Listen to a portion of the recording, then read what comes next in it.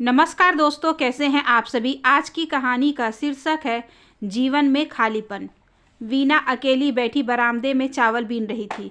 अपने जीवन के खालीपन के बारे में सोचकर अपने आंखों के आंसू पोंछ रही थी। जब से शादी करके इस घर को आई थी, सुकून का एक दिन नहीं जिया था। मायके की याद लगातार आंखों पर छप जाती है। तभी दरवाजे पर दस्तक हुई। वीना की मुंह बोली बहन। अरे वीना, कैसी हो। बस दीदी, ठीक ही हूँ। वीना अपना दर्द छिपाकर चाय नाश्ता का इंतजाम करने में लग जाती है। वीना की बहन एक दो दिन घर में रहते हुए सब जान जाती है कि वीना का हाथ पकड़कर बोली, वीना कैसे, तुम यह सब कैसे बर्दाश्त कर लेती हो। तुम्हारी जगह दूसरी औरत होती तो कुछ भी कर गुजरती। अब तक कैसे झेल लेती हो इतना दर्द। अपनी ही बहन के तीखे सवाल से वीना सहम सी गई और बोली, दीदी सच कहूँ तो गलती तो मेरी ही है। जवानी की दहलीज पर कदम रखते ही मेरे कमज़ोर कदम लड़खड़ा गए थे और अपने ही घर वालों की इज्जत को नीलाम करके अपनों को ही दुखी कर दिया। मेरी जैसी बेटी की वजह से समाज में बेटियों से नफरत करता है। मेरी पढ़ाई में ग्रेजुएशन के प्रथम साल में ही संजय मेरा प्रेम परवान चढ़ चुका था और अपने घर वालों की चेतावनी को अनदेखा करके मैंने संजय के प्रेम में आकर हद पार कर दी। संजय के पास खेती बाड़ी थी, आर्थिक स्थिति ठीक थी। यही देखकर बीच में ही पढ़ाई अधूरी छोड़कर हम दोनों ने शादी कर ली। संजय शादी के पहले दिन से ही नशे नाच नचाने लगा। जब ये सब देखा तो मेरी आंखें कौंध गई। यकीन नहीं हुआ कि जिस संजय को मैं जानती हूँ वो तो यह है ही नहीं। उसकी हरकतें लोक लाज और मर्यादा को तार तार करती रही। शुरू का प्यार, इसी बीच में 2 बच्चे भी हो गए। अब तो रोज का यह हो गया है। अब तो साहस जुटाने के बाद भी संजय का विरोध नहीं कर पाती हूँ। दीदी, बहुत बड़ी गलती की है मैंने। काश माता पिता का कहना मानती मैं। मुझे संजय के बारे में पूरी जानकारी निकालना चाहिए था। उसकी प्यार भरी बातों के जादुई असर में की मैं दीवानी हो गई थी।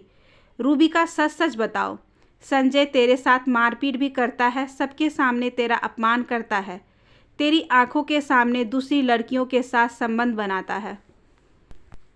क्या बताऊं दीदी, शादी जब तक नहीं हुई थी तब तक संजय अच्छा इंसान होने का नाटक करता रहा। मैं समझ ही नहीं पाई दीदी। अब तो 2 बच्चे भी हो चुके हैं।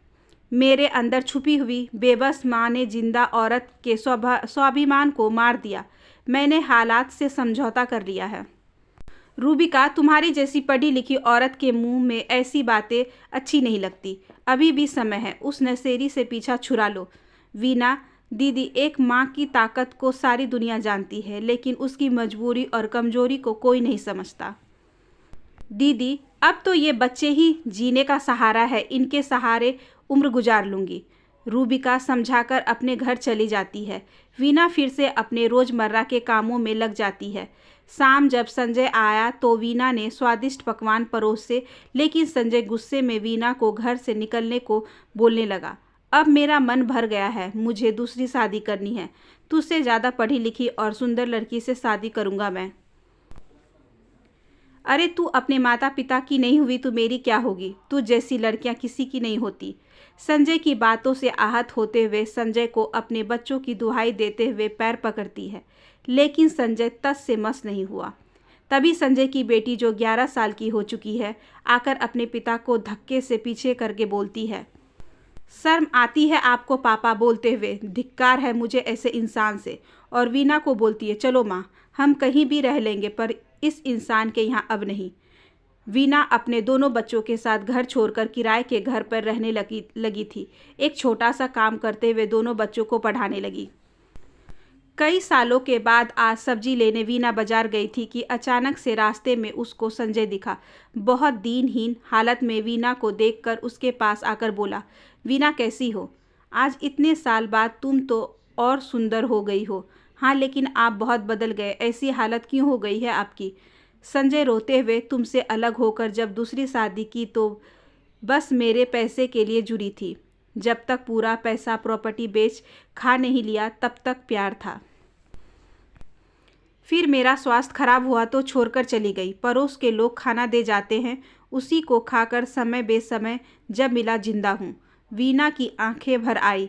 संजय को तुरंत घर लाकर खाना और कपड़े लाकर दिया। बच्चों से भी बोला कि अपने पिता को माफ़ कर दे। संजय की आंखों से आंसू की धार बहती रही। अपने बेटी को गले से लगाकर बहुत देर तक रोता रहा। आशा करती हूँ कि आज की ये छोटी सी कहानी आपको अच्छी लगी होगी। अगर अच्छी लगी हो तो please like, share and subscribe करें हमारे चैनल को। ज़्यादा से ज़्यादा शेयर करें और बेल आइकन को ज़रूर प्रेस कर लें ताकि अगली वीडियोज़ की नोटिफिकेशन आपके पास सबसे पहले पहुँचे। धन्यवाद।